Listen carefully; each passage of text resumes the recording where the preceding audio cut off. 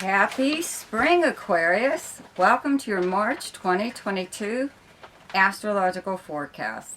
So, the big news for you is Venus and Mars move into your sign on the very same day together, okay, on March 6th, right? And we'll be here till the end of the month into next month. So, isn't that nice? You still have Mercury too in your first house up until, let's see here, the 8th, okay, before it moves into Pisces. The sun actually starts off in Pisces, though, right? In your second house where you have Pisces. And Mercury will be moving here on the 9th, and there's a new moon here on the 2nd. And you already have Jupiter and Neptune here. So, the second house is money. It's your money house. It's earned income. It's how you earn your money. It's your possessions, your valuables, the things that you value, that you own, your investments. It's also your own personal values, and it's your hidden talents even, okay, that start to come to the surface when planets are transiting here, but major planets. But I'd have to say Jupiter here is kind of doing that in a way. Just left your first house, which brought you to like an awareness of, yeah, you know, I got to try something, right? I feel like trying something different. And now that Jupiter is in your second house, you more than likely are, but you're trying to make money from it at the same time. Okay, it should be an increase in money during this time, okay? You don't really have any work-related or career-related planets, aspects going on right now that I can see. So it could be some other form of income coming to you. Could be anything, actually. This new moon on the 2nd could be the start of anything, actually. It could be new business, maybe, that you've started, or something on the side. You know, something that, I don't know, it could be investments even, something that you're doing a little bit differently. Having Neptune here at the same time gives you a little bit of like a desire to invest in something, let's say, a little bit off the wall, something a little different. It could be even a long shot, maybe. You know, you could be seeing things maybe not very clearly in this sense as far as gambling goes. Probably not like a really good idea, but you could have like some kind of affinity for something, you know, that that just calls to you for some reason. You know, it is intuition. It is some form of psychic ability, okay, because this combination here in your second house of these two planets, Neptune and Jupiter, could have you do something pretty stupid with your money, pretty foolish. But I'd have to say in your case, because you still have Saturn in your sign in your first house, that is not going to let you make too many mistakes, okay? You're very, very cautious at this time, having that planet in your first house. So there could be something that you're just drawn to, that you decide to invest in or take up as a side venture, you know, learn even. And it could all begin around this new moon. You could also have money that was due you coming into you finally, especially once Mercury moves here on the 9th. You will, I guess, start sending out fillers looking for that check or whatever it was that you were supposed to be getting. It could be anything. It doesn't necessarily have to be monetary, but it is something of value. You know, there's a full moon in Virgo on the 18th, where you have Virgo in your chart as your 8th house. It's directly across from your second house. And 8th house is other people's money and resources, but it's money coming to you through means other than earning it, such as an inheritance or some kind of settlement, a legal settlement, insurance payout, refund, tax refund even, anything. Okay, so around that time, you know, you may not have even known that you did have something that was due you. Okay, so once Mercury hits your second house on the 9th, you could learn about something like this. In fact, you could receive something in the mail, you know, letting you know that whatever is on the way. Okay, and around that full moon, I would have to say is what's going to bring it to a close finally. That's what full moons do. They bring things to the surface where they can be dealt with. So if anybody owes you anything, money, if they have something of yours that they've borrowed and you've asked for it back repeatedly, well, this, you know, around this full moon, that's it. You want it, show up on their doorstep, banging on their door, telling them you want your stuff, right? Anything, but you won't stand for it any longer after that, around that full moon. What's yours is yours, and you want it now, right? So back to this Venus and Mars, though, in your first house. Okay, very, very nice here. So Mars has just left your 12th house of Capricorn, okay, the house of secrets and behind the scenes activities, actions taken by you or someone else possibly.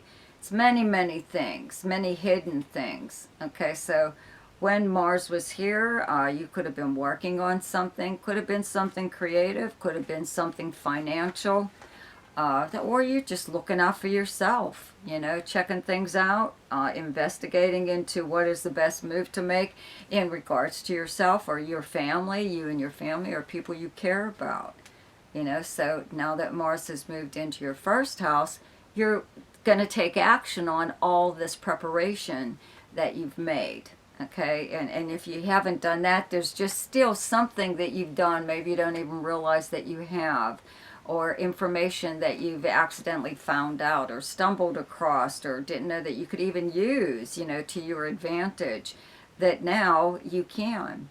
Mars in your first house makes you very aggressive in going after what it is that you want in life. It's your time of the year to put things straight, put things the way you would like them to be in your life, okay?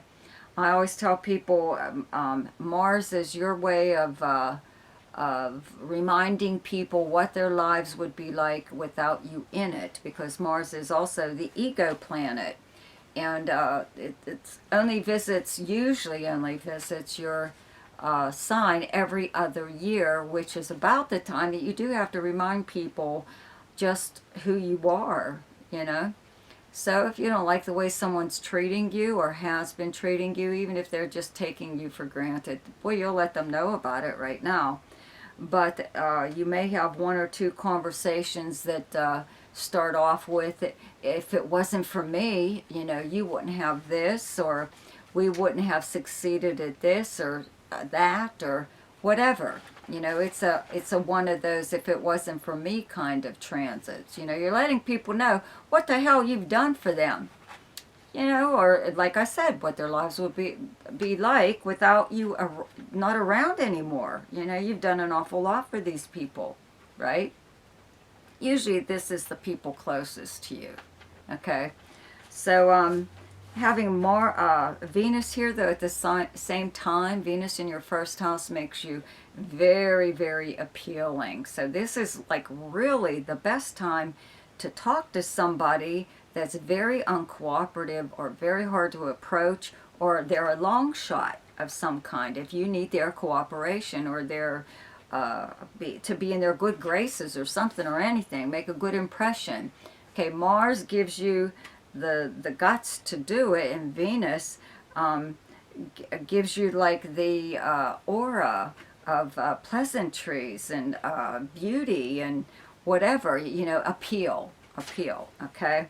So this is like the best time to do a lot of things, okay? But again, just remember, Mars makes you a little bit more aggressive in, you know, going after what you want. It doesn't necessarily mean being aggressive towards other people unless they get in your way, because this is you know, just mowing people down kind of transit if you absolutely have to, okay? So, but you have, like I said, you have Saturn in your sign. It is one of your ruling planets, so it does well when it's there. I'd have to say whatever it is that you're doing, it makes complete sense, Okay, it just takes an awful lot of, um, you know, chutzpah, whatever, to do it. Okay, and now is the time that you actually really have that. You're not second guessing yourself. You're not, no more what if, what if, what if. Too bad. You know, you had your what ifs already. You're ready to move and take action.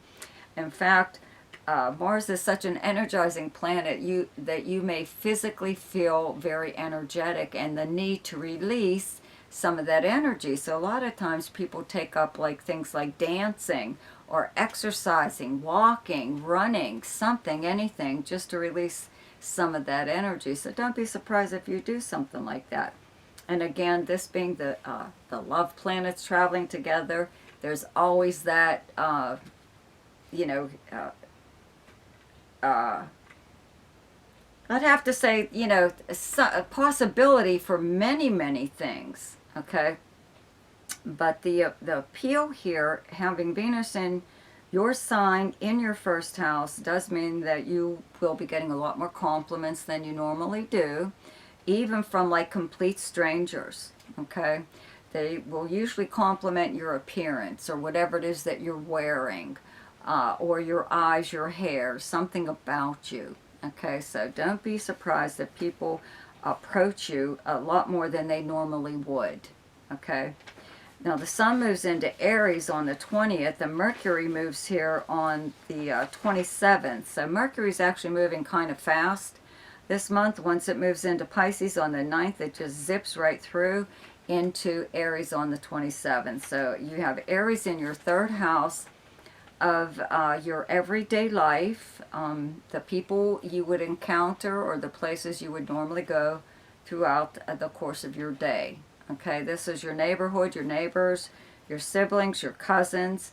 It's local travel, such as like the tri-state area, or overnight travel, or a day trip, weekend trip or something, usually a road trip.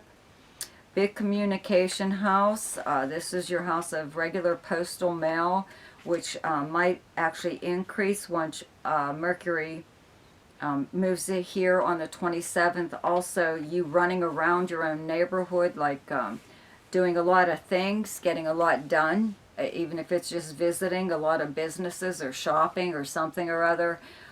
Mercury in your third house does make you a little bit more active in your own immediate area even. This is also the time that you're like initiating an awful lot of communications by regular postal mail even, email, text message, voicemail, just in conversation period. You know, it just could be, you know, a time where you just end up spending more time with your in your area, with your neighbors, with your siblings, or just getting together a little bit more than you would normally do, you know, close to home. Okay? So the best time to do something each month is when the moon is in your own sign, and the moon is in Aquarius on the 1st, 27th, and 28th. The best time to lay low is when the moon is in your opposite sign, and your opposite sign is Leo, and those dates are the 13th, 14th, and 15th. The best time for romance, recreation, creativity, fun, gambling, or speculation, and anything to do with children is the 8th, 9th, 10th, 22nd, 23rd, and 24th. The best time for money is the 1st, 2nd, 3rd, 16th, 17th, 29th, and 30th. The best time for your career is the 20th, 21st, and 22nd.